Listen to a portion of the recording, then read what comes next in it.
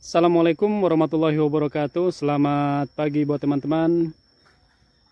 Mudah-mudahan hari ini teman-teman dalam keadaan sehat walafiat dan dimudahkan urusannya, dan semoga aktivitas serta rezeki yang didapatkan hari ini semoga Allah beri keberkahan. Amin ya rabbal alamin. Selamat datang di channel Durian Lampung Tengah. Dan alhamdulillah hari ini sebagaimana biasa saya silaturahim ke Lojinawi Farm untuk banyak belajar jadi seputar perawatan durian, baik yang masih dalam masa proses pertumbuhan atau vegetatif dan juga tentunya yang sudah memasuki program generatif. Dan alhamdulillah hari ini juga sedang dilakukan penggemburan. Jadi kalau untuk video sebelumnya kita sudah bagikan seputar tentang pemberian mikroba ya. Jadi perlu digarisbawahi. Jadi buat teman-teman yang baru mampir di channel saya, jadi apa yang kami bagikan di sini, jadi setidaknya itu secara garis besarnya, jadi tidak terlalu diperinci ya. Jadi contohnya penggunaan pestisida, kemudian penggunaan pupuk ataupun yang lainnya, itu hanya secara garis besarnya saja. Jadi silakan teman-teman bisa lebih teliti lagi mencari informasinya, baik browsing di Google atau yang lainnya, karena kami lebih kepada aplikasi, jadi praktek di lapangan. Nah tentunya apa yang kami pakai, baik itu ataupun yang kami gunakan, baik pestisida, kemudian pupuk ataupun yang lainnya, itu juga sudah kami bagikan, jadi agar lebih mempermudah teman-teman untuk mencarinya. Dan tentunya insya Allah produk yang kami pakai juga sudah banyak tersedia di toko-toko pertanian, jadi bisa lebih mudah didapatkan lah. Nah jadi di video sebelumnya itu ada yang menanyakan untuk pupuk ataupun untuk perawatan masa vegetatif di sini. Untuk di Lojinawi kan ini insya Allah hari ini temanya tentang proses perawatan vegetatif di Lojinawi Farm ini seperti apa. Nah alhamdulillah hari ini sudah ada Mas Angga, kemudian Lek Ramanu sama Mas Trikun. Nah, ini sedang dilakukan penggemburan tanah. Nah ini musangking yang usianya berapa Mas? Setahun 7 bulan. Oh iya, yang setahun 7 bulan kemarin. Nah, bisa dilihat kondisinya alhamdulillah, walaupun sekarang sudah memasuki musim kemarau, tapi kondisi masih tetap hijau, subur, dan glowing juga ada tentunya. Yang sebelumnya sudah kita bagikan bahwa hampir di sini secara keseluruhan untuk tanah itu, tanahnya merah, bahkan berbatu. Jadi kalau tidak perawatan ekstra juga kurang maksimal. Nah jadi untuk perawatan sendiri, nah Mas, ini mungkin kemarin ada yang menanyakan. Jadi kalau di sini itu bagaimana untuk perawatan masa vegetatif itu mulai usia 1 bulan ke atas itu bagaimana untuk baik itu pemupukan, kemudian Perawatan rutin lah ya, perawatan rutinnya. Agak gagal fokus loh. Yang suaranya tak tek batu. Yang pertama air. Nah itu ya, air. Air lagi.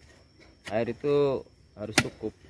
2, pencegahan hama, jamur, serangga, itu harus rutin. Jadi lebih ke pencegahan dulu lah ya. Pencegahan dulu.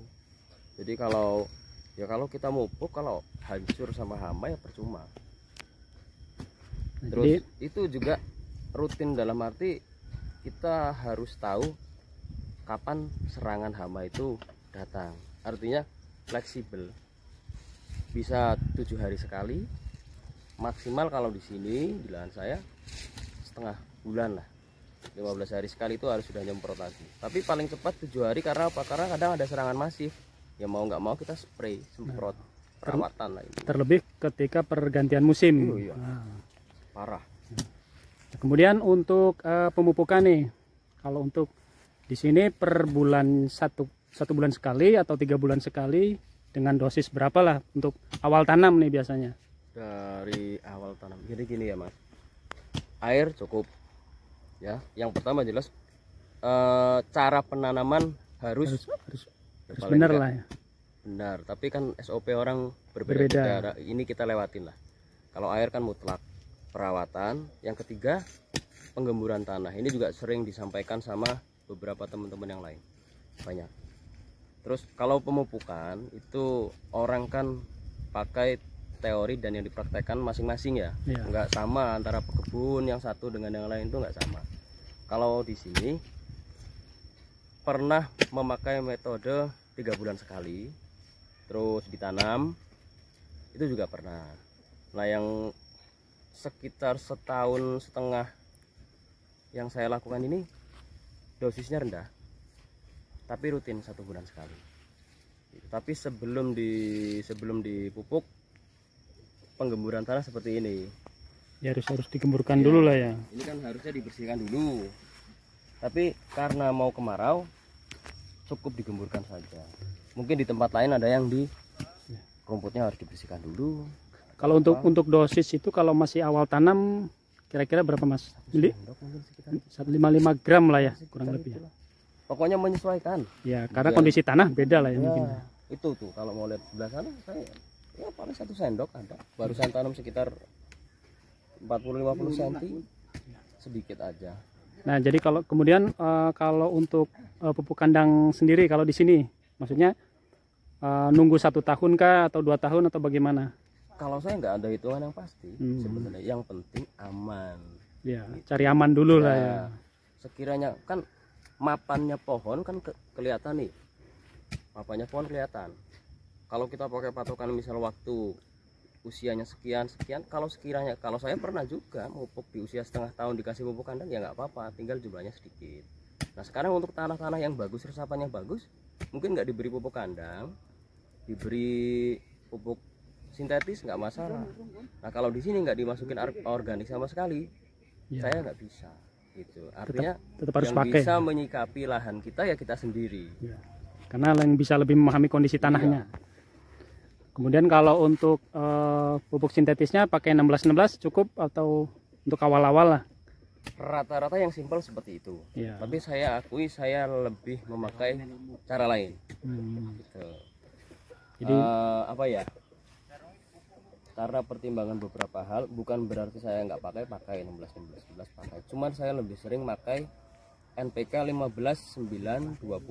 Grower itu malah. Ya, plus TE dan kalsium boron. Ya kalau dari Merauke Karate boron, dari Yaramila itu nitrabor apa ya? Ya. Itu di mix. Nah, tapi ditambahin fosfat.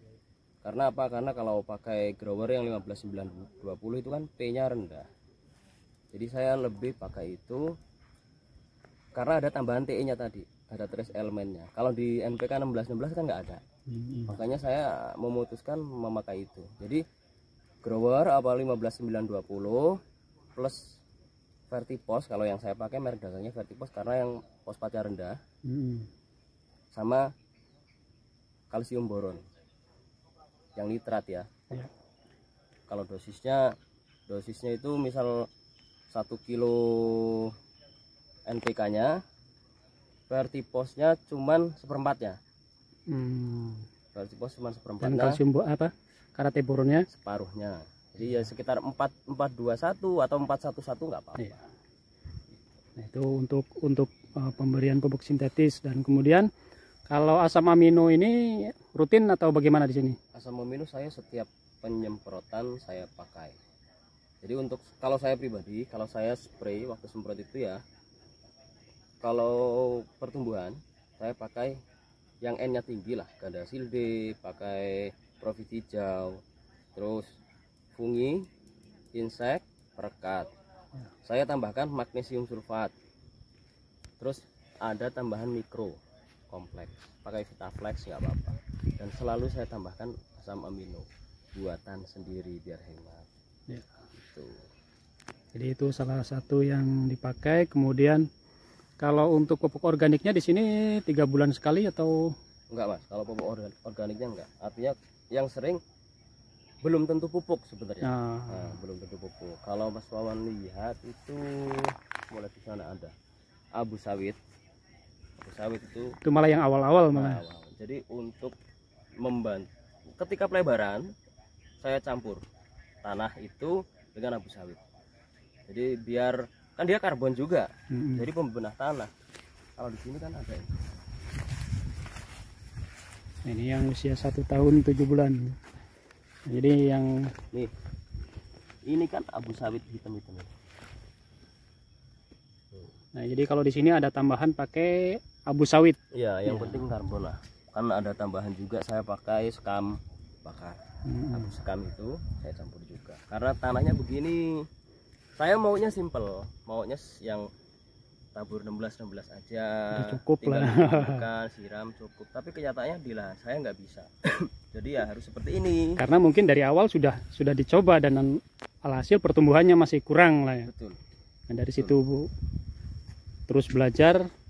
Nah, jadi salah satunya adalah ditambahkan dengan abu sawit. Ya, istilahnya gini, untuk mengejar laju pertumbuhan punya teman-teman yang tanahnya bagus, mereka mengambil 3 langkah, saya harus melakukan sekitar 2 kali lipatnya. Ya. Jadi 6 sampai 8 langkah yang harus saya lakukan gitu.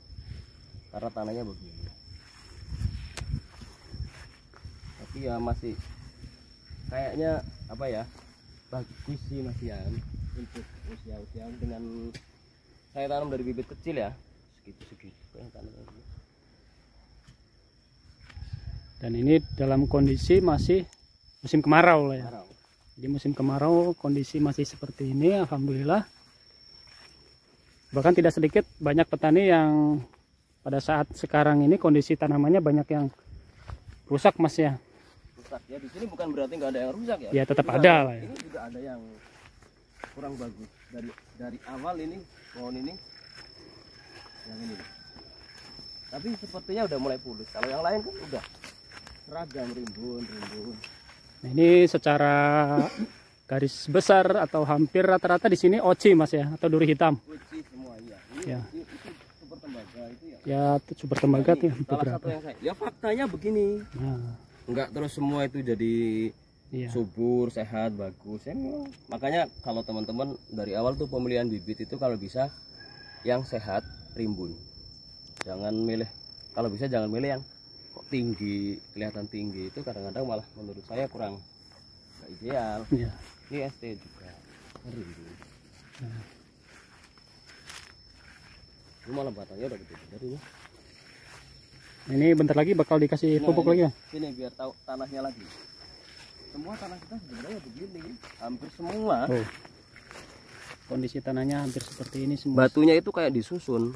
Jadi kalau saya nggak melakukan perawatan yang ekstra, kayaknya pertumbuhannya itu buang-buang waktu, buang-buang tenaga. Tapi ya kalau dirawat, insya Allah nih ya, ini tajuk terluar, nih, ini udah batu, ini sebelahnya udah batu lagi. Dan kalau yang di atas nggak ada batu itu karena sudah diolah. Kalau belum diolah ya, ya begitulah Mas. Ini bukan keluhan ya, kita sharing. Tapi kalau punya teman-teman artinya nggak perlu pengolahan yang lebih, nggak perlu pengolahan yang ekstra, sudah subur, ya cukup. Malah nambah biaya. Tanpa harus ditambah-tambahkan kan. Di sini banyak mungkin yang perlu ditambahkan karena melihat kondisi tanah kan gitu. Jadi tentunya apa yang menjadi kebutuhan pohon, kemudian kondisi tanah tentunya petani itu sendiri yang jadi bukan kemauan saya. Ya. Pohon maunya apa ya saya turutin biar maksimal pertumbuhannya. Ini kan kalau begini walaupun belum buah dilihat udah seneng gitu loh. ST mudah-mudahan 2 tahun lagi bisa insya Allah berbakti 2 tahun lagi. Nah jadi itu tadi sedikit sharing ataupun cara perawatan di Loh Jinawi Farm untuk fase vegetatif atau masa pertumbuhan. Jadi memang tidak bisa menjadi patokan secara keseluruhan ya. Jadi ini hanya beberapa yang memang perlu harus dipertimbangkan buat teman-teman. Jadi untuk perawatan memang harus melihat kondisi tanah dan juga bibit itu sendiri. Jadi tentunya petani itulah yang lebih tahu yang secara real di lapangan. Jadi kalau ketika memang hanya diberikan pupuk 16-16 kemudian dengan perawatan sekedarnya pertumbuhannya sudah bagus, ya kenapa harus ditambahkan? Nah, tentunya sudah seperti apa yang disampaikan bahwa di sini harus lebih maksimal karena kondisi tanahnya yang memang tidak memungkinkan ketika perawatannya hanya ala kadarnya. Jadi mudah-mudahan buat teman-teman tetap semangat kedepannya dan mudah-mudahan tanamannya juga tetap sehat dan bisa berbakti. Demikian mudah-mudahan apa yang saya berikan hari ini semoga bermanfaat. Assalamualaikum warahmatullahi wabarakatuh.